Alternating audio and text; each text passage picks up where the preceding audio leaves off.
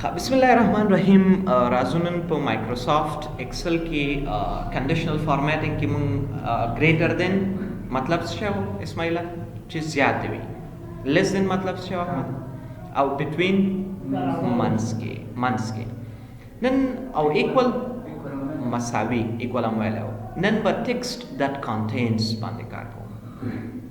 ګورئ ټیکسټ دیٹ کانټینز نه اصل کې مطلب او مقصد دا دی چې کچېرې موږ د یو ټیکسټ په اساس زه هم کچېرې په دغه سیل کې دغسې ټیکسټ ولیکل شو نو ته دې سیل ته دغسې یو فارمیټ ورکړه، او کچېرې دغسې ټیکسټ ولیکل شو بل رقم فارمیټ ورکړه. د دې ښه مثال ما تاسو ته په حاضرۍ کې مخکې هم درکړی و. فرض کړئ دغلته ما سره یو حاضرۍ سیستم دی، دغه پورته ساحه کې ما زه راځم دغه ساحه مرج کومه ټول، تاسو به هم همداسې یو حاضرۍ جوړ کړئ. زه دلته ورته لیکم std info یعنې د شاګرد په اړه معلومات. لاندې ساحه کې دلته ورته آی ډي، دلته نیم او دلته فادر نیم د پلار نوم یې راسو. دومره هغه ما برابر کړی د فادر نیم لپاره هم ساحه پراخوم، د نیم لپاره هم، آی ډي لپاره ساحه دې ځای کې کموم. او زه راځم دغه ساحه چې کوم دی دا ټوله ساحه انتخابوم یا انتخابول نه مخکې زه راځم دغلته ورځو نومونه لیکم. یو ما ولیک کنټرول کلک ونیسئ دغسې ریپیټ کړئ تر اینډه پورې. یو میاشت موږ سره 13 ورځې وي، اکثره وخت 21 کېږي، نو 21 به ورته انتخاب کوو. او زه راځم همداسې لاندې ساټرډې همداسې د میاشتو نومونه هم دلته ورته رسوم. دې سره چې کنټرول کلک ونیسئ بیا نه کېږي، کنټرول به همداسې پرېږدئ او داسې ریپیټ کړئ تر 21 پورې. دا به هم تاسو سره راشي دې سره او دې سره به کنټرول نیسئ. او دې نه وروسته زه راځم دغلته موږ نه یو غلطي شوی، زه دا مرج بیخي دې ځای نه ختموم. زه باید دوه ساحې دلته دوه دانې هغه دلته مرج کړم، او زه راځم دغه ساحه دې ځای نه کټ کوم او دلته بیرته پیسټ کوم. او زه راځم دغه ساحه تر 21 پورې، دغه ټوله ساحه چې کوم موږ سره دی تر 21 پورې زه راځم دا ټوله ساحه انتخابوم. انتخابول نه وروسته فارمیټ ته راځم، دلته دوی لپاره کالم اندازه 3 انتخابوم تر څو ډېر واړه راشي دغسې اندازه کې. او دې نه وروسته زه راځم دغه ساحې چې کوم هغه دی دا لږ پراخومه دې ځای نه. پراخول نه وروسته زه راځم دغه ټوله ساحه انتخابوم دغومره ساحې پورې تر 22 یا 23 پورې، او زه راځم ورته یم چې دا ټول موږ سره سنټر ته کړه یا یې منځ ته کړه. په دې باندې موږ کلیک واخیست، دغه ساحه چې کوم دی دا د باید موږ سره په دغسې روټیټ شکل کې راشي. نو زه راځم دلته روټیټ سټایل ورته دې ځای کې انتخابوم. دا خو موږ سره وشو. دې نه وروسته زه راځم آیډیانې هم رینډم آیډیانې دلته رسوم ورته تر 20 پورې. د دې رسول نه وروسته زه راځم دا ټوله ساحه انتخابوم ورته. انتخابول نه وروسته زه راځم د ټولو لپاره دې ځای کې بارډر انتخابوم چې څلور خواو کې د بارډر اوسي. بارډر انتخابول نه وروسته دغه ساحو لپاره هر یو لپاره جدا یو رنګ انتخابوم، او دا هم بولډ کوم، دا ساحه هم دې ځای نه بولډ کوم. دغه ساحه چې کوم دی دا هم باید بولډ اوسي. اوس زه راځم دغه ساحه انتخابوم، دې لپاره هم یو جدا رنګ ما انتخاب کړ، دې پورتني ساحې لپاره هم یو جدا رنګ انتخابوم دغسې یو کلر، دې لاندې ساحې لپاره یو جدا کلر انتخابوم رنګ انتخابوم دې ځای کې، او دې ساحې لپاره یو جدا رنګ انتخابوم. رنګ انتخابول نه وروسته زه راځم اوس خو موږ سره پوره کار دلته ډن شو. نومونه خپله رینډملی ورسوئ. زموږ اوس کار دلته څه دی د کنډیشن په اساس یو فارمیټ ورکول. زه یم که چیرې په دغه ساحه کې اسماعیله که چیرې په دغه ساحه کې پی لیکل کېږي مطلب یې څه شی دی د پی پرزنټ. نو دلته ما ته کنډیشنل فارمیټینګ کې څه شی وکړه ټیکسټ دیټ کانټینز پی. کوم ځای کې چې پی ولیکل شو ته دې ساحې ته کوم رنګ ورکوه کسټم فارمیټ کې زه ورته یم د دې لپاره فل ګرین کلر ورکړه. پی معنا پرزنټ. اوکې باندې کلیک اخلم، دا خو وشو. دویم کنډیشن دلته همدغه ټیکسټ دیټ کانټینز که چیرې په دې ساحه کې ای یعنې ابسنټ ولیکل شو کسټم فارمیټ کې زه راځم دې لپاره سور رنګ انتخابوم. اوکې باندې کلیک اخلم. کلیک اخیستو نه وروسته اوس که چیرې زه راځم اسماعیله په دې ساحه کې پی لیکم کوم رنګ اخلي؟ شین رنګ. دا مخکې مې ویلی او هغه خو صرف تاسو د یادونې لپاره چې اکسل څه کار نه کوي. که چیرې ای زه لیکم دا کلر اخلي. نو کله چې د یو ټیکسټ په اساس مخکې موږ د نمبر په اساس که چیرې نمبر زیات وي یا کم وي یا مساوي وي، اوس د ټیکسټ په اساس موږ ویل که چیرې پی ولیکل شو نو دلته شین رنګ ورکړه که چیرې ای ولیکل شو سور رنګ ورته ورکوه. بل موږ داسې کار هم کوی شو. فرض کوئ ما سره دغلته آی ډي دی، آی ډي دغلته ما سره نیم دی او دغلته مارکس دي، دغلته ریزلټ دی. زه راځم اسماعیله دغه ساحه لپاره یو څه سټایلینګ هم اپلای کومه. فرض کوئ زه وایم چې دغه ساحه کې دی چې ټول بارډر ولري، ټول د سنټر ته واوسي دغه شکل کې. نیم لپاره لږ ساحه پراخ، مارکس لپاره همدغومره اندازه صحیح ده، د ریزلټ لپاره هم لږ ساحه پراخ. او زه راځم دغه پورتنۍ ساحې لپاره یو هغه سټایل هم انتخابوم، دا بولډ کوم دې نه دغه کلر هم ورته ورکوم. آیډیانې زه رینډملی دغلته یو څو آیډیانې رسومه رینډملی. او نومونه هم فرض کوئ احمد، خان، جان، نور، علی، سراج، معراج، محمد، عثمان، یو څو نومونه ووایي، اسماعیل، حارث، خیبر.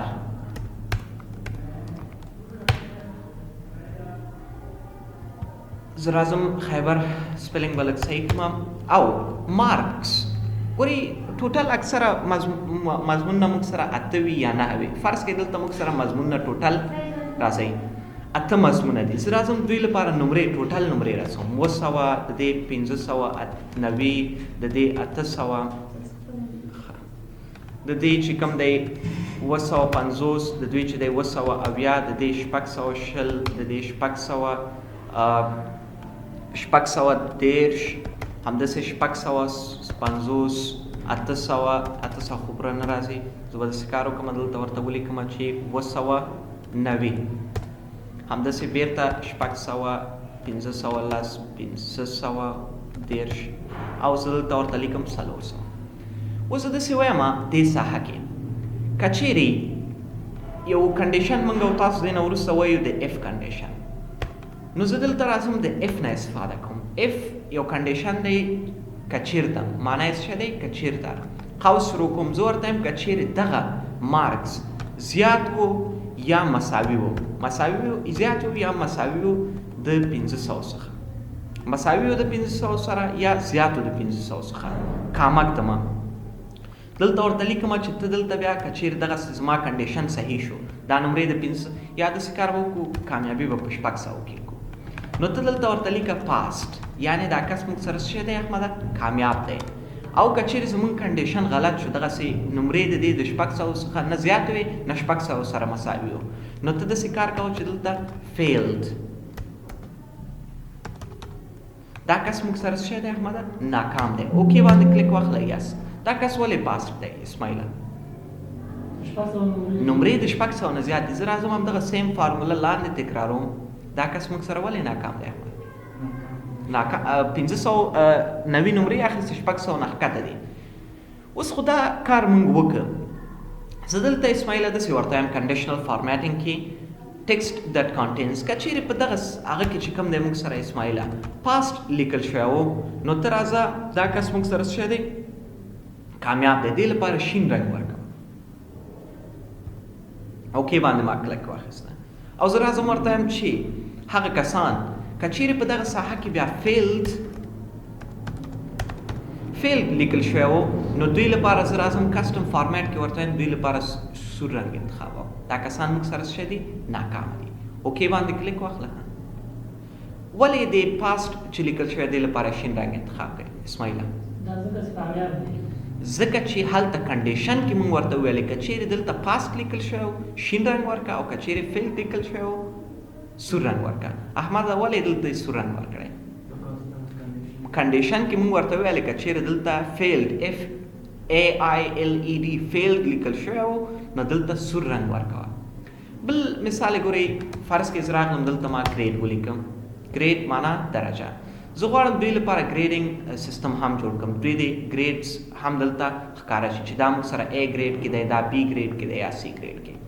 زه ورته ایکول علامه شوم اف کنډیشن ورته کړم. ورته وایم که چیرې دغه نمرې د 200 څخه زیاتې وي، دغه نمرې که چیرې د 200 څخه څه وي زیاتې وي، نو ته دلته ورته یا داسې کار کوو د اینډ نه استفاده کوو تر څو موږ ډېرې کنډیشنې چیک کولی شو.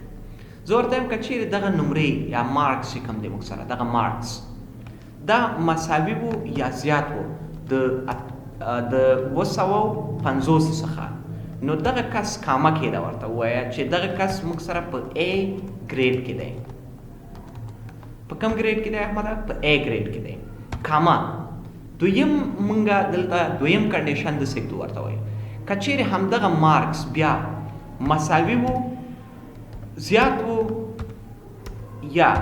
یا مساوي وو، مساوي وو یا زیات وو د هغه سره د 600 څخه پورته وو یا مساوي وو د 600 څخه. یا داسې کار به وکړو مساوي سره به واچو چې 600 سره که چیرې مساوي وو، نو ته موږ سره داسې کار وکړه چې دې لپاره بیا څه شی ورکړو؟ بي ګریډ.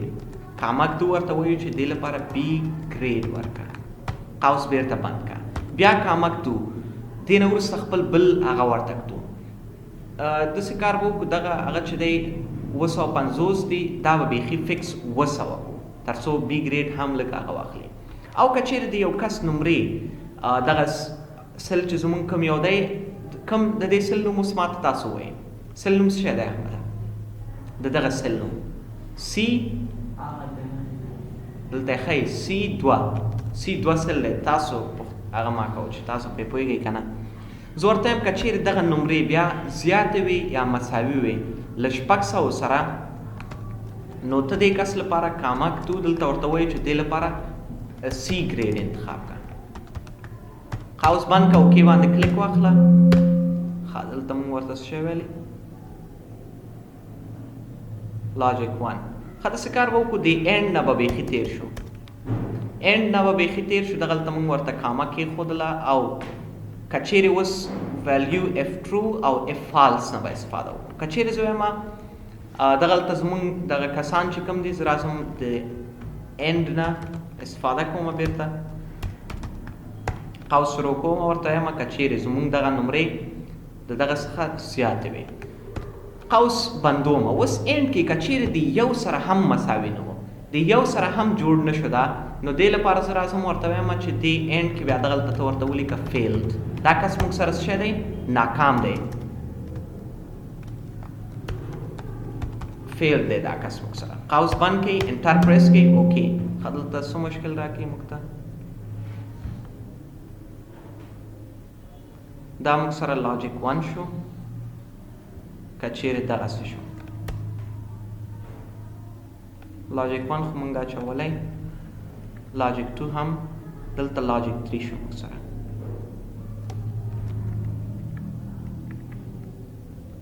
بي ګریډ، سی ګریډ او ډي ګریډ. ښه ان کې به قوس بند کړو. ښه there was a problem with this formula. Not trying to type a formula when the first character is an equal or minus sign. ښه دلته مونږ یو غلطي دا کړی چې دلته مونږ اول ایکول اچولی، اول به ګریټر اچوی بیا به وروسته ایکول ورنه اچوی. اوس هم موږ سره هماغه مشکل ورکوي.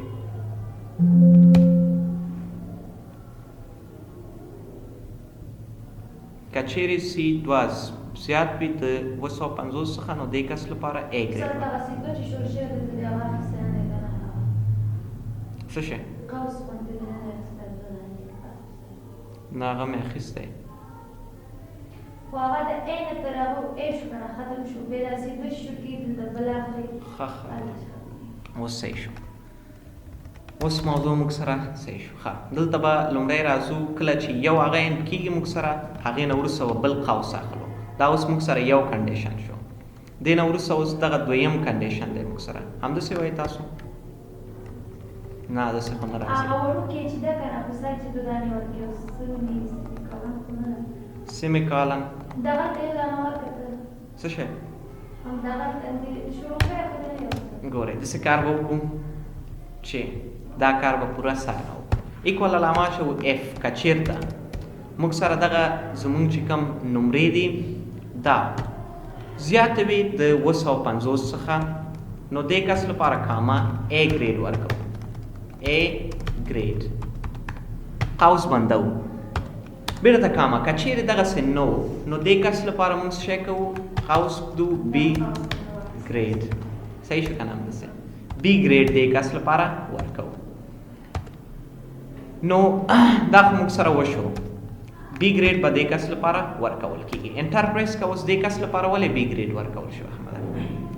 ځکه چې موږ سره د کس چې دی د 250 څخه نمرې کمې دي، دغه کس ته ولې ا ګریډ ورکړل شوی؟ 250 څخه نمرې زیاتې دي. اوس زه داسې وایم ورته په دې ساحه کې که چیرې د یو کس equal to text that contains که چیرې په دې کې موږ سره بی ګریډ لیکل شوی و نو دې کس لپاره ته کوم رنګ انتخاب و؟ دې ځای کې زه ورته وایم آبي رنګ انتخاب و. اوکې باندې کلیک ورځئ. بل زه دلته ورته وایم text that contains a grade په کوم هغه کې چې کوم کې a grade لیکل شوی دې لپاره ته بیخي یو بل رنګ انتخاب کړه. زه ورته وایم دې لپاره دغه یو کلر یا دغه یو کلر انتخاب کړه. اوکې باندې کلیک اخلم. اوکې.